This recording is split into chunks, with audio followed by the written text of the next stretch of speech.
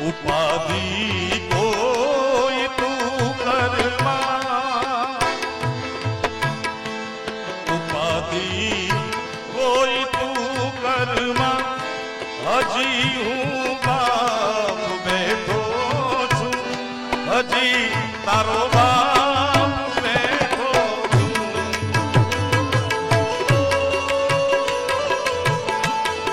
જગતમાં કોઈથી નથી,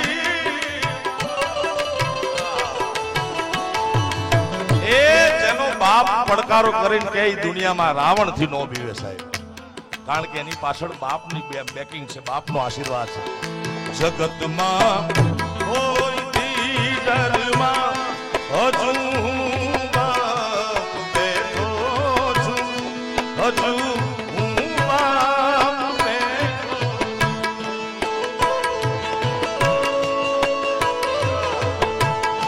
તારા સંતાપ ખભે લઈ જગત ના ખંભે લઈ, ઓ તારા સંતાપ ખંભે લઈ જગત ના ખંભે લઈ, ફેંકી દઉં સાત સમંદરમાં,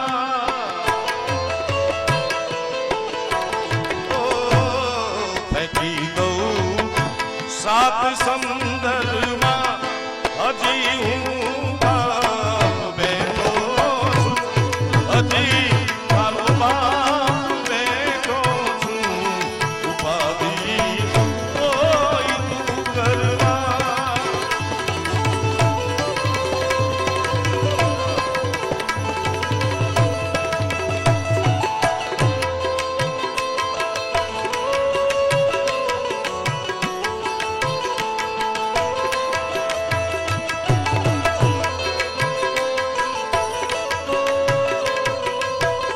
ઓ જગતના લોટથી લડવા, તને ગણછીણથી ઘડવા.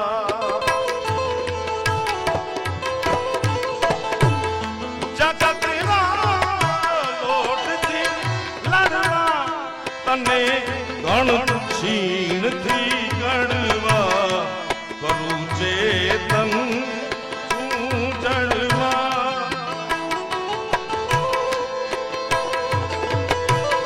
કરું ચેતન હું જડમાં, હજી હું બાપ બેઠો છું, હજી હું બાપ બેઠો છું. ઉપાધિ કોઈ તું કરમાં, હજી હું બાપ બેઠો છું, હજી તારો બાપ બેઠો છું.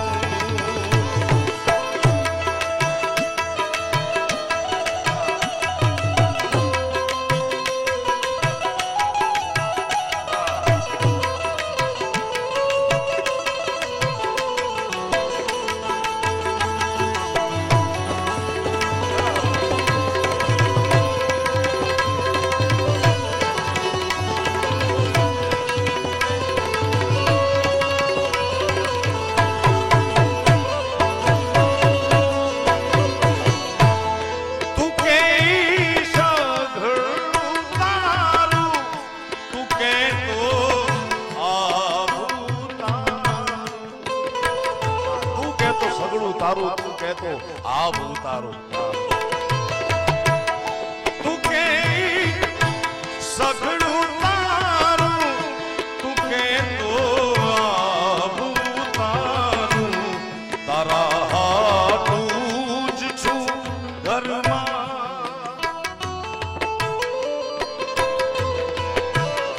તારા હાટું જ છું ઘરમાં, હજી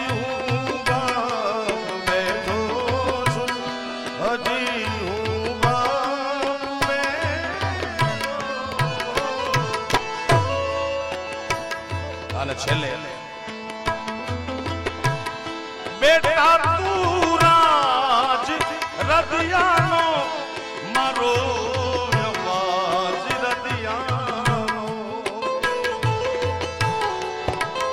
બાપનું ચિત્ર કહેવાય, બાપનું લોહી છે, બાપની છબી. સ્વર્ગસ્થ ઈશ્વરદાન ગઢવી કહેતા કે એના દીકરાને જોઈ લો એટલે એના બાપનું પેટ ખબર પડી જાય તમને. બાપ આખી જિંદગી ગમે એવું પરદો રાખતો હોય પણ એનું સંતાન કહી દે કે આ મારા બાપનું પેટ શું. આખી જિંદગી ઘણા માણસો દંભમાં કાઢી નાખે, મોટા વહેમમાં કાઢી નાખે, પણ સંતાન થાય એટલે ખબર પડી જાય કે આનું પેટ આ છે.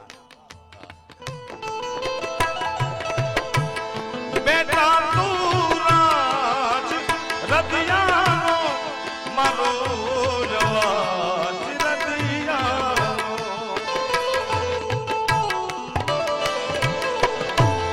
મૂકું છું હાથ લે સદમાં, તારા માથે મારો હાથ છે. અને આ કવિતા સંભળાવી રાજભાઈ કીધું કે મને મારા બાપુજીએ જિંદગીમાં કોઈ દી નથી કીધું કે વાહ રાજિયા. અને આ બાપ મેં રાજભાને એ કીધું, મેં કીધું આનાથી મોટો દુનિયામાં કોઈ એવોર્ડ ન હોય પોતાનો બાપ કે વાહ રાજિયા.